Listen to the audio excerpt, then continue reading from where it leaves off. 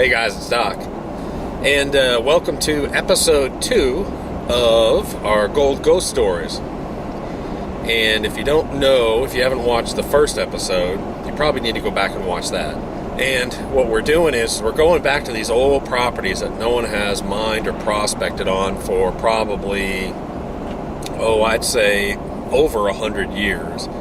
There was mining and prospecting activity back in the late 1800s and early 1900s, and there's a couple actually recorded mines that are closed, of course.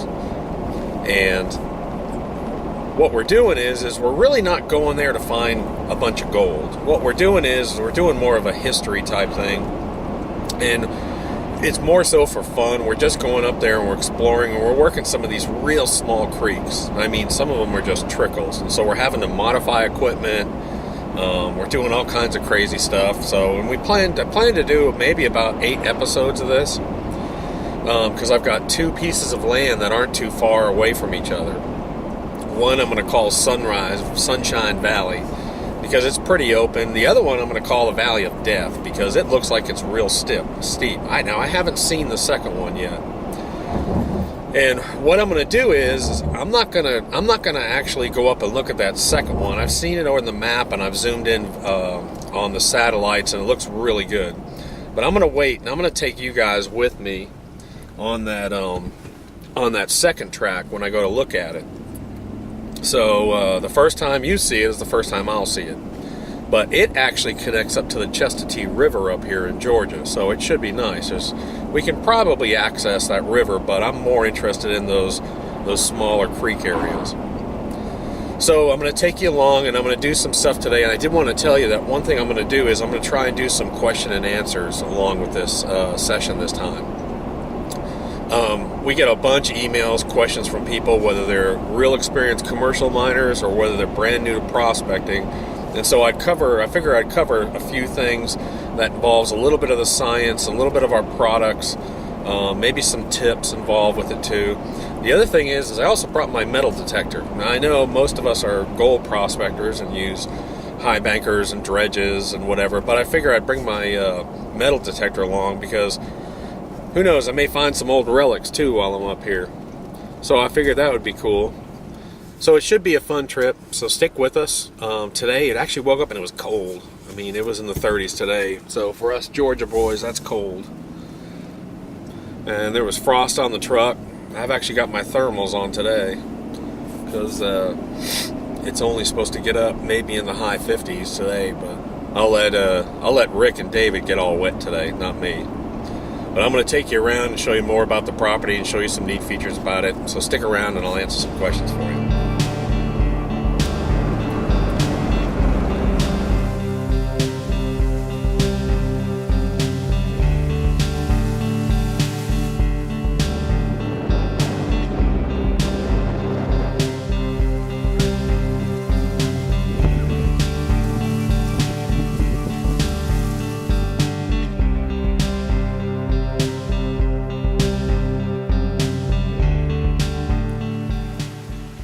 Hey guys, okay, so we're down here, and today this is episode 2, and we're actually starting to work this place now, and we're working, this is what I call Sun Valley.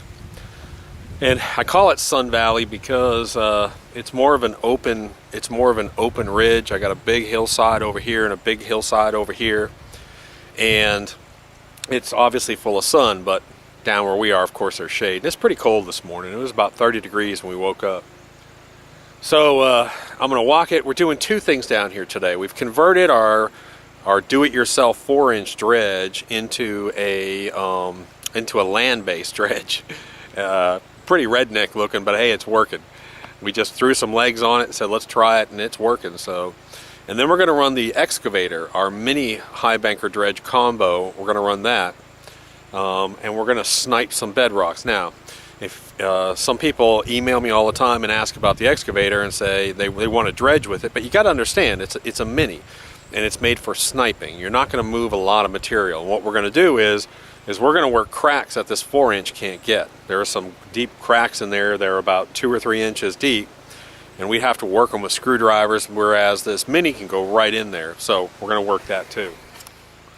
And now the Chestatee River is only maybe a quarter of a mile this way, and it actually touches the Valley of Death, and the Valley of Death is the other piece of land that we have now. We haven't even been to it yet. I'm going to take that in the next episode. I'll probably take you there for the first time. You and I will both see that property, but it looks fantastic. It actually has a huge drop off, and it goes out to the Chestatee River. So we can actually, if it gets warm enough, we can actually dredge that side of the Chestatee. But for right now, we're just working creeks and just playing, having fun. Like I said, I'm going to try and answer some questions for you this time. I'm even going to play with the metal detector a little bit. We're up here for several hours today, so we'll mess around. Okay, so I want to show you from a different perspective where we've got this hillside over here, real steep hillside. I mean, it goes way, way up there. It all comes down, and this is rock. This last section is all rock as you see it. It comes down to this broken up rock down in this corner. So we're going to work this corner down in here all the way down into this pool. So we're going to do this front edge of this pool, and there's that ghost bridge. If you watched episode 1, that's that ghost bridge down in there that I talked about. And then we've got the unit set up over here. Again, we got to keep the unit in the creek.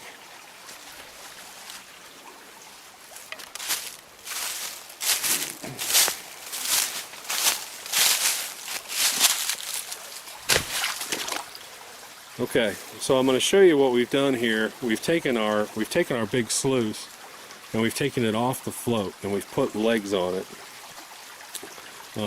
So we've got a 4-inch hose coming into here, a header box coming down. This is actually a piece of upside down vortex. And then we've got UR mat under the header box. We've got scrubber mat. Then we go to razorback. Then we go to scrubber. Then we go to razorback again. It's a good combination. So I just wanted to show you that before it started running, what we're using in it. Alright guys, you'll have to excuse the noise and I'll be in your face because I got the motor right here. We can't have it too far away because of this little creek situation. In other words, I gotta be right on top of this with the creek. We got a lot of leaves in here we're fighting too. But I'll show you what we're doing. The motor in this pool over here, and then we reconfigured this, our floating dredge. It's just a big sluice box. We put legs on it, and they're over there running a 4-inch land-based dredge now. So it's 18 inches wide. So it's 18 inches wide, and we're running a variety of razorback and scrubber through it. And all that water is hitting the bank. Still in the creek. We have to set it up in the creek, and it's going in the creek, coming back down and around. Same thing here. All this water is into the creek.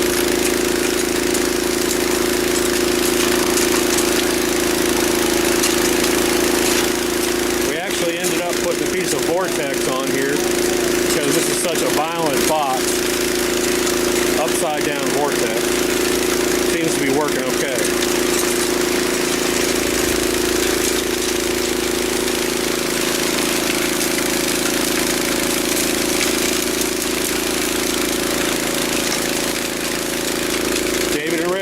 Digging into that creek. We have no idea where bedrock is. Probably going to hit a lot of shale rock. But again, it's just this little creek that we're working. Just these little creeks all through here. And then if you watched episode 1, you saw some of this big bedrock slab down in here. This is amazing stuff here. These huge triangles of bedrock. We'll eventually get down there too. Hey guys, I figured today I'd also bring down, while they're working, I can't do a whole bunch. There's 2 of them down there working that creek. We're all set up, we're running, things look, knock on wood, look okay right now. But I figured I'd bring the metal detector along with me, and not necessarily, I am going to look for some gold maybe, but also some relics. There's an old mine around here, so let's find what we got. But I got a White's GMT. It's just one I've had for a long time. to White's GMT, and what I'm going to do is I'm going to go down in some of these creeks over here, and just for the heck of it, I mean, see what kind of signals I can get. So I'll take you along for some of that too. So anyways, I just started this metal detecting, and I didn't find it with the metal detector, but look what I almost stepped on right here. Look at that right there. Poor little guy didn't make it. That's pretty cool there. Little deer. Squirrel's been eating on the antlers. The squirrels love to eat those antlers. Pretty cool. Well, guess we'll have to call this Deer Gulch now. Hey guys, I did want to show you this. This is a pretty little babbling brook area here. But this is what's got me amazed about this. I mean, look at this quartz rock. I mean, it's worn and it's huge. I mean, that's a big rock. And then look at this big quartz rock here. And look at this section of quartz. I mean, that's a quartz rock right there. Huge. I don't know. I don't think it's worn, but and then we've got this. I guess I'm assuming this is fractured bedrock. That's what it looks like right in here.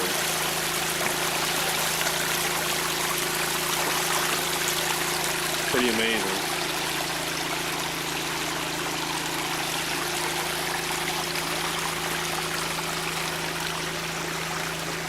A big old round quartz rock sitting right there, right in the water. And there's quartz rocks all over here that look worn, which is what I like to see. And you can see how this stream down here just mellows out. And the big old ridgeways down in here. There's a huge hillside over here. Huge hillside that comes down into this area here. And another big hillside. This is all hillside up in here. And that's back up where they're dredging over there.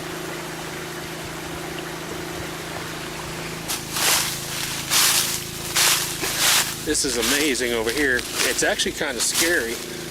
Look at that rock. Look at that rock formation there. That's amazing.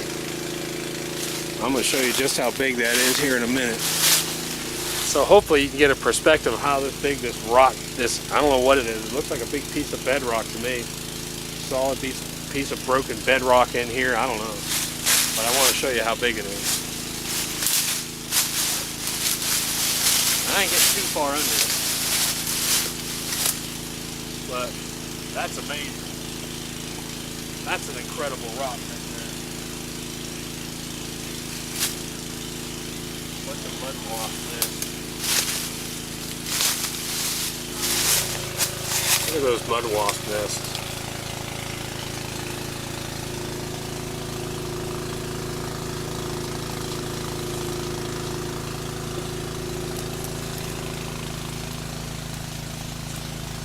Deep into that corner. I know you're all screaming, dig, dig, dig, dig, dig. Dig down in here. I don't mind digging, but man, if this thing ever fell. But it's a part of the mountain here. It's a part of this ledge. I mean, there's a tree growing right up against it here. It's amazing.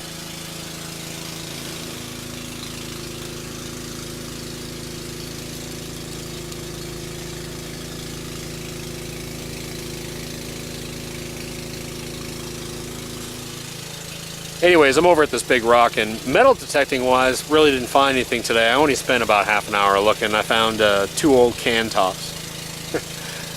Treasure. But they were old. They were probably from the, looked like they were from the 50s or 60s, because they were the old ones. That's about it so far. But we're down here. We're just too busy doing a whole bunch of stuff to mess with the metal detector, but I will break it out a little bit later. Okay, question and answer time real quick. A lot of people ask us about classifying material. Traditionally, you want to classify to just above the largest gold you're going to find. More classifying is better. One of the nice things about our mats is that you can increase the water volume and you can increase the water speed, so you have a high velocity, which means that you can really rip this water across our mats. all the rocks just continually just shoot down it, and the heavy material that's dragging along the bottom falls into these grooves and vortexes and gets worked. Traditionally, if you're running riffles, like on a stream sluice or in a high banker, you're tuning your high banker to remove the rocks. That's what you're doing rather than tuning it for the gold. And so that's one of the nice things about our mat. And I'm going to go show you here real quick. You're going to see large rocks, some of them 1 inch, 1.5 inch, that are flowing through this thing. And you're going to see flat rocks, which are a huge problem usually. But we've got the velocity high enough that we can actually push those large flat rocks through. So I'm going to take you over there and show you that. What I want you to watch for is I want you to watch for these large flat rocks that are coming through here.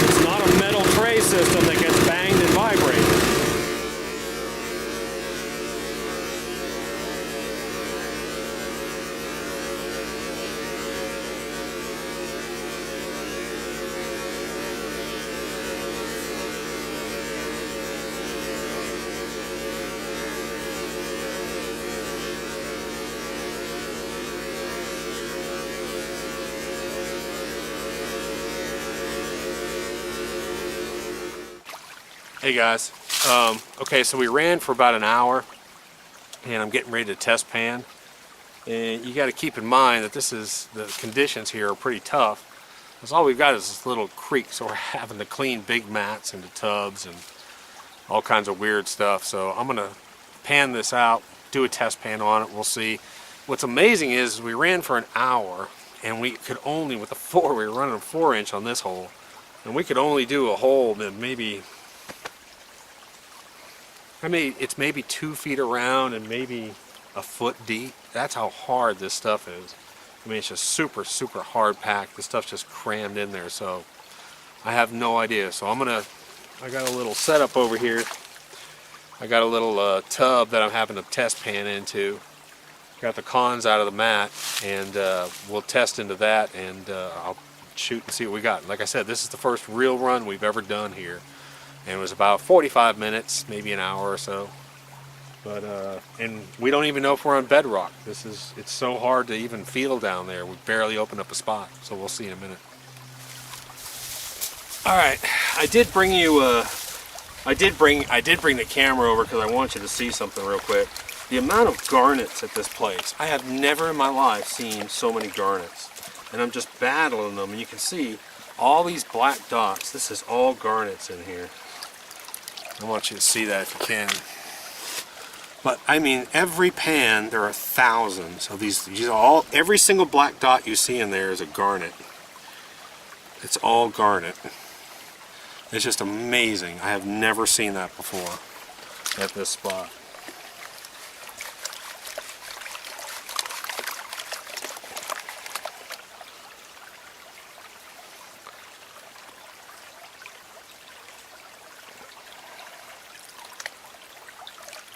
You can see them. You can see them all in here. I mean, it's just loaded, every single dot. Now there is that ore rock, that silvery gray ore rock that I like to see. So hopefully we'll have some gold. Oof. Okay, guys. Like I said, we did a 45-minute run, maybe an hour run. It wasn't that long. We only got a little hole, probably 24 inches, not even 24 inches around or 12 inches deep. This stuff is just so packed in there, this hard pack. But we shut it down, and we did have gold in it. We do have colors in there, so I wanted to show you some of it. Hopefully I can get it to focus for you. But I do have colors in there. Get it a little bit more shade here. But I do have colors. I probably have about 30 pieces of gold in here, all told.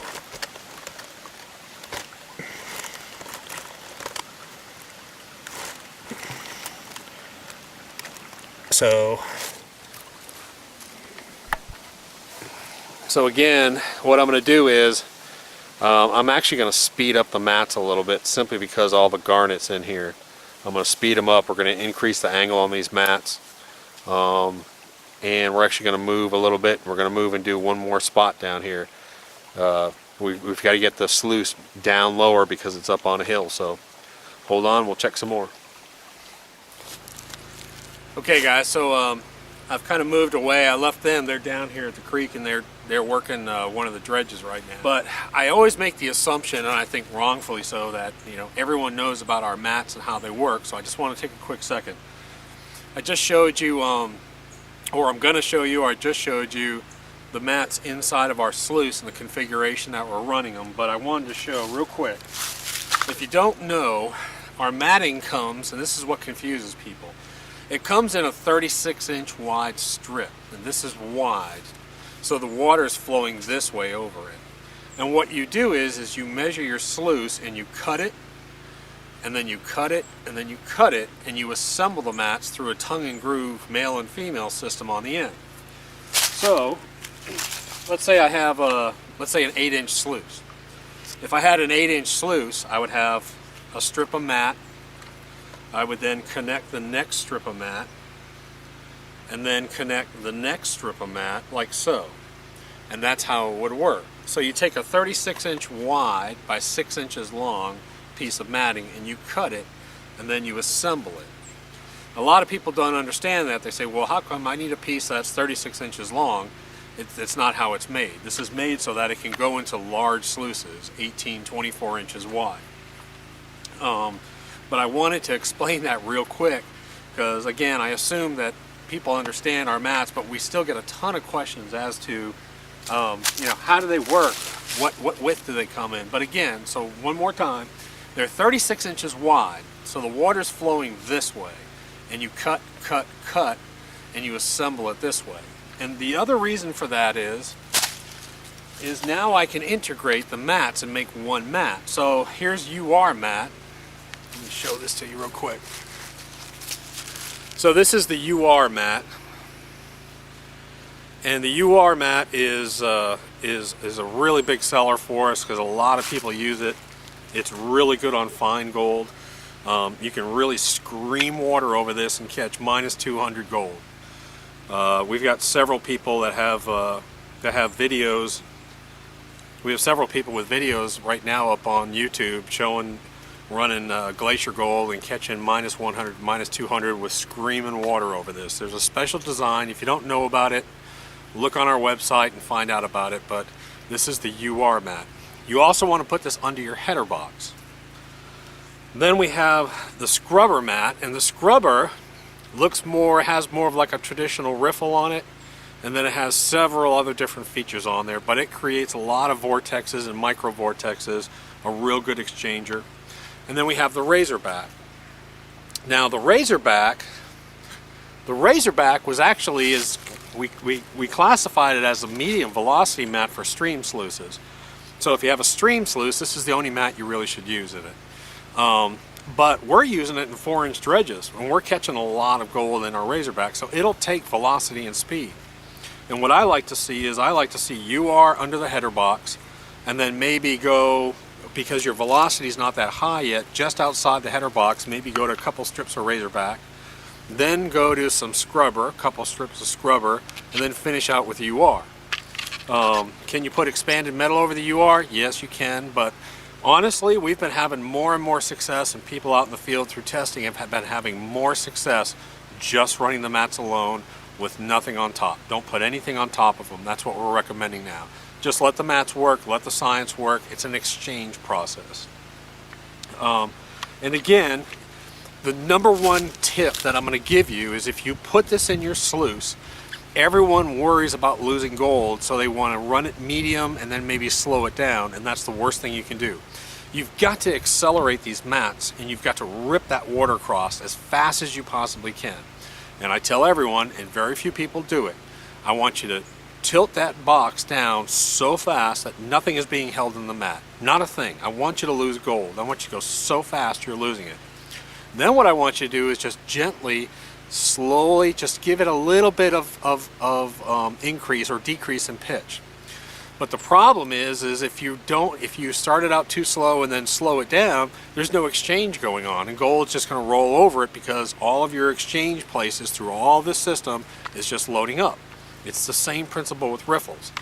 If you have a riffle that's just loading up, and it's not exchanging, your gold is eventually, once you start running, your gold is just going to work over those areas and work down. So it's a balancing act, it's a fine-tuning act, but I think the biggest mistake that we always see is that people do not go fast enough, and I mean ripping fast. That's what you want. The other reason is because you can go so fast with these mats, you can really accelerate the water speed, is you have to classify less. You don't have to worry about rocks hanging up in riffles. You don't have to worry about so much on rocks. The gold is deeply, deeply protected, and that's one of the things. When we designed this mat, we gave a lot of protection zones to it. Now, I do have one quick announcement for you. We are coming out with a new mat, which is a dredge mat, which is a really aggressive mat for deep water. It's also can be used in commercial operations. It's called the River Hog, and the River Hog will probably be out in about 3 or 4 weeks. We're real excited about it. But if you have a big high banker, if you run a lot of water, you can use the River Hog. If you have a commercial operation, you can use it. If you have any kind of dredge, you can use it. You can use that, especially if you have like a Keen 3-stage. You put this River Hog on the top. My recommendation is you get rid of your riffles on the bottom on that second tray. There's not enough velocity down there to clean it out. And you put in the Razorback. Put in the Razorback on the lower stage of a Keen sluice, of a Keen box. We've got a bunch of people that are doing that now. So they use this Razorback on the lower second stage, which has a lower velocity on it, and then up in the top we're going to be putting this new dredge mat, the River Hog. So we're excited about that, and we may bring it up here and run it in this dredge too, just to show it to you. So anyways, that's about real quick about our mats. I'll do a couple more tips for you about running them a little bit later on.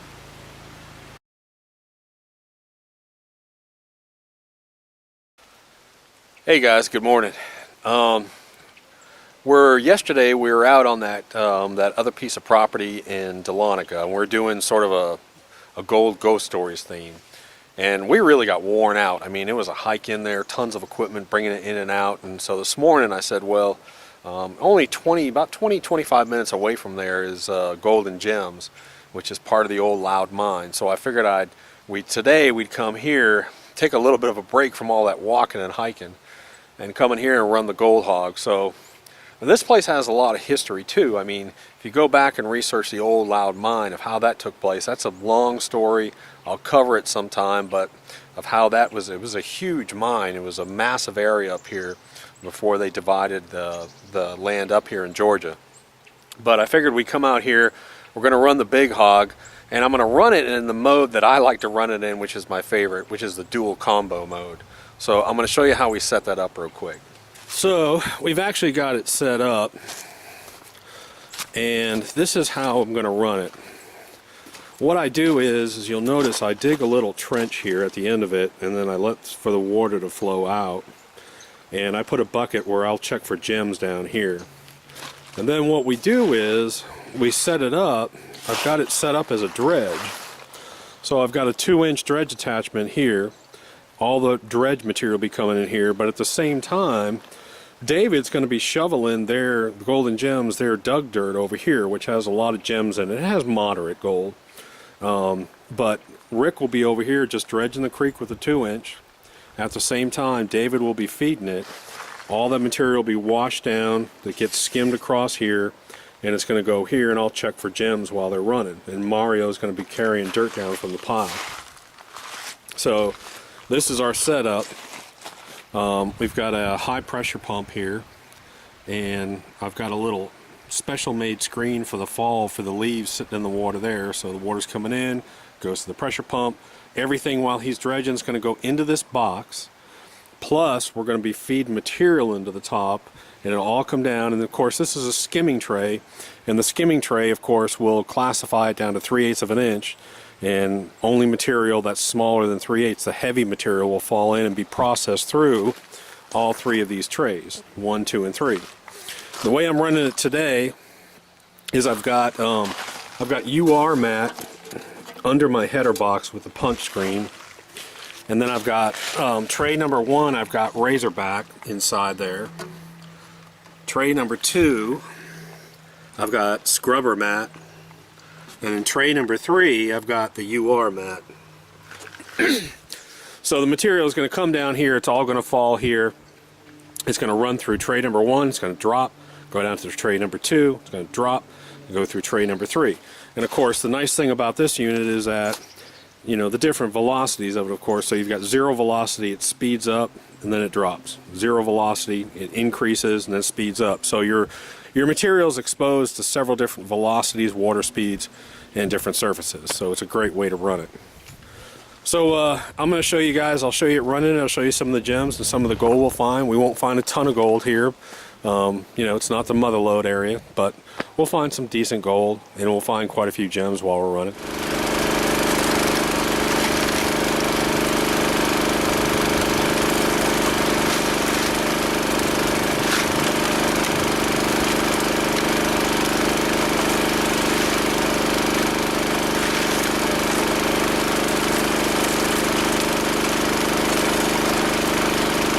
Alright, so I'm going to walk you over here. It's going to get kind of loud, but I want you to see that you can classify material if you want to into this unit down to about 1 inch. You can classify it if you want. We're running 100% non-screen material, so I've got rocks up to 4 or 5 inches running through this thing. So every once in a while I might have to reach up, grab a massive clay ball or a big rock, but you'll see them run through here and you'll see what happens.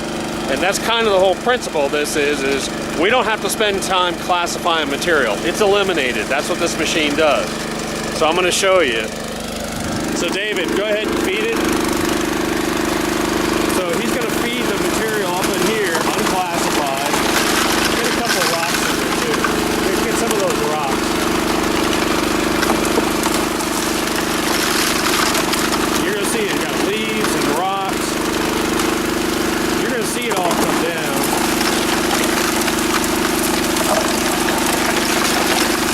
And then every once in a while, if you get a major jam like that, you just push it off. But for the most part, most of your small and medium-sized rocks are just going to keep blowing down and blowing down. If it gets hung up, the next scoop, it'll wash off, it'll clear off. But you can see the size rocks that we're running through this thing.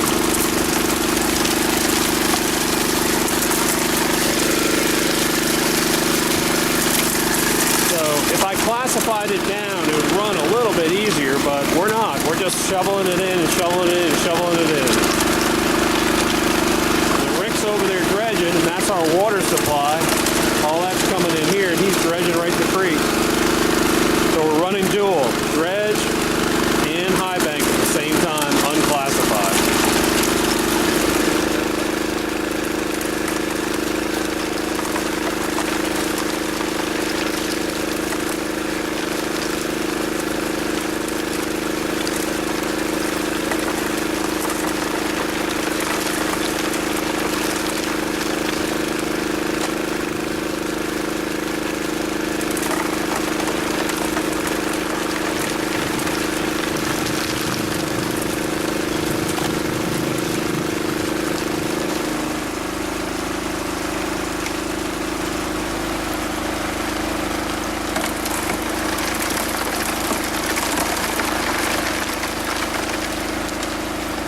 Hey, we just shut down, so what I'm going to do is I'm going to show you, they're cleaning out the Gold Hog unit. I figured I'd show you some of the gems. This is just one run, again, just below 1/4 of a ton. But these are some of the gems we found. This is pretty cool. This is a piece of yellow quartz, smoky quartz, but it's actually bright yellow. That would cut beautiful. It is so clear. I don't know if I can get that on camera, how clear that is. But look how clear that is. That thing is just gorgeous.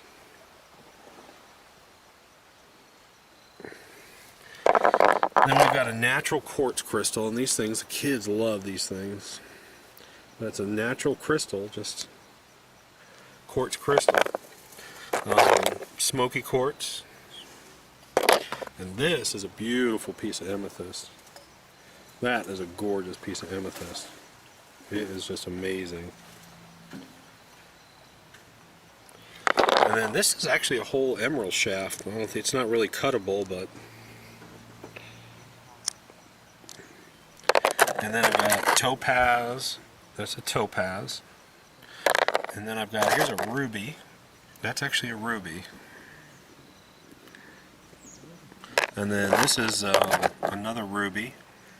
I've got rose quartz, another emerald, another piece of nice yellow quartz.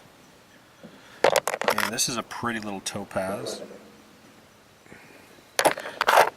And this is a little teeny topaz that'll actually cut blue. That's pretty. I've got some pretty stuff in here if I want to cut it. Oh, and this topaz actually will cut blue. I actually see a blue tone to it. Pretty neat stuff.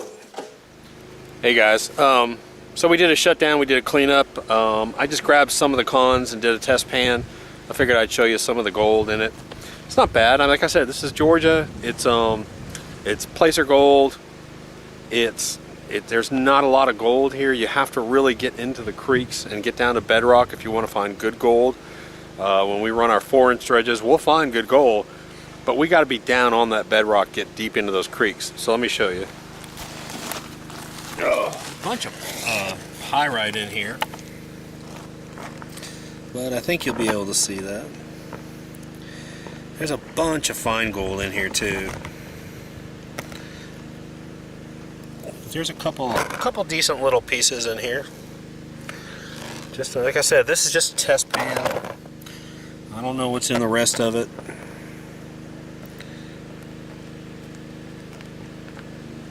But about a 50-minute run.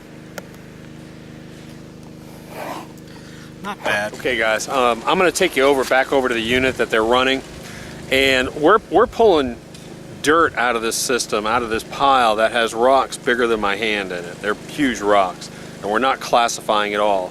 So we're running the unit what I call destroyer mode, where we're just running it through. And I'm going to show you a little trick that I do is on that skimmer tray is I actually increase the angle. I'll throw a stick or a board under it, but I never end up bringing it with me, so I just grab a stick and bungee cord that top on. I'm going to show you that.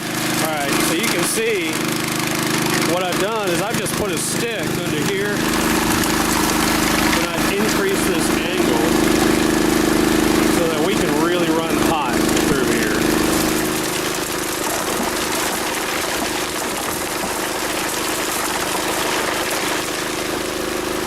You can see, hold up. You can see what the rock says. These are size rocks we're running through. They're clean now.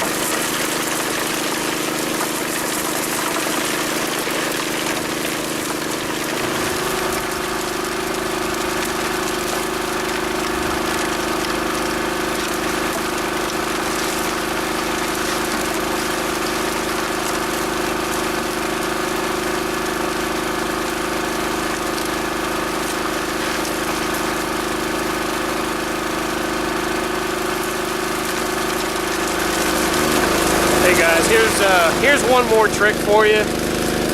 once in a while we go to this end bucket down here, and I'll scoop that out and rerun it through the machine nice and slow. We'll get a bunch of just muck, clay, and it sits there and breaks down. If there's any gold that hasn't entered into the system, it's going to be sitting right into that bucket. And you'll see when you run it, it's a bunch of fine material, 3/8 and above, but there's a lot of clay and muck in there that didn't break down. It'll sit there and just break down, so I'm going to run it again and show you real quick.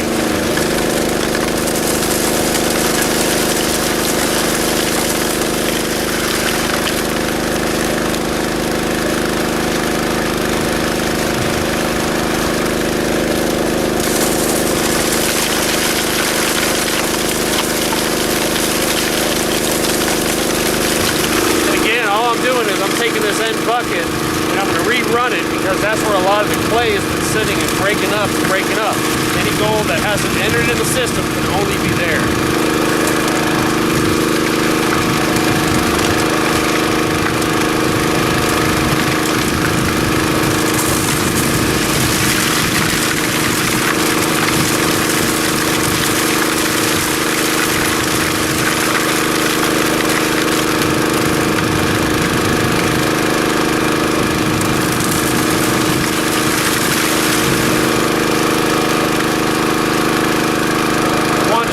Show you, and I don't think you're going to be able to see it because of the light, but it's just nasty, nasty muck material.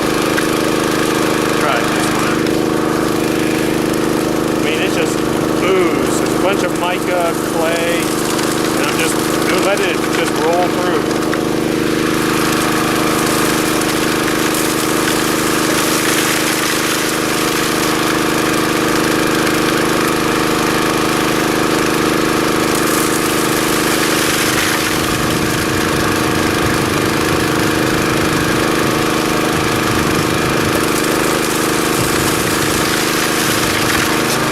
One of the reasons why I know that that's efficient is because I find very little black sand on that end, in that bucket. I find very little black sand. So I know all the heavies are entering into that system. Matter of fact, I'm going to take the camera over and I'm going to show you, when you run a bunch of material, if you run a ton of material, you're going to have a ton of black sand discharging out of your system. I'm not talking running 2 or 3 buckets. I'm talking a bunch of material, 1, 2, 3 yards of material. See all the black sand. All this is black sand that's exiting our system. There's just tons of it in here. It's all over.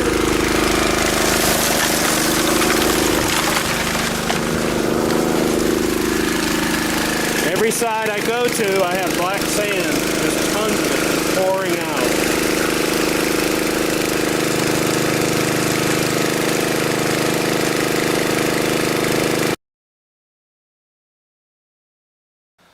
Ooh. Hey guys, we're back, and I actually worked some of the cons down, and I'm actually kind of pleased with it because we got more gold than I thought we would get. So I'm going to show you some of that now. And don't forget, next week we'll be out. We'll probably be going to Death Valley next week, so that should be interesting. I've never seen it. I want to take you there for the first time. And I've got the sun in my eyes, so. But let me show you some of the gold we got. And it's going to be kind of hard to show you, I think, because of the reflection.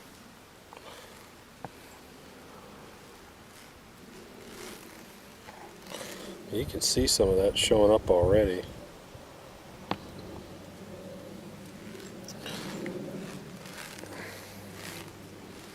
But we got some decent color. I mean, this is Georgia. It's not California. It's not Alaska. And we only ran probably about, I'd say we probably only ran total of about 4 hours. But that's some pretty good color. Let me just tap it down for a minute here. But there's some of the color. There's some of the gold. It's not bad, like I said, for being, we only ran about 4 hours total. That's not too bad, not too shabby. And I've got a lot more down here in the pan, but I got a bunch of fines. Bunch of 50s, bunch of 100s. And then the gems, That's pretty cool. All these gems. But I was actually kind of pleased with the amount of gold. We didn't get a lot from our ghost properties. We got probably a lot of this from gold and gems, to be honest, but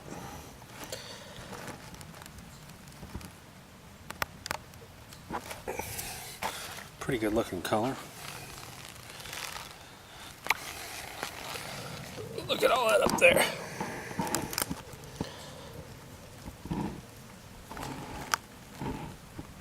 Pretty neat. But like I said, for being in Georgia, that's not bad.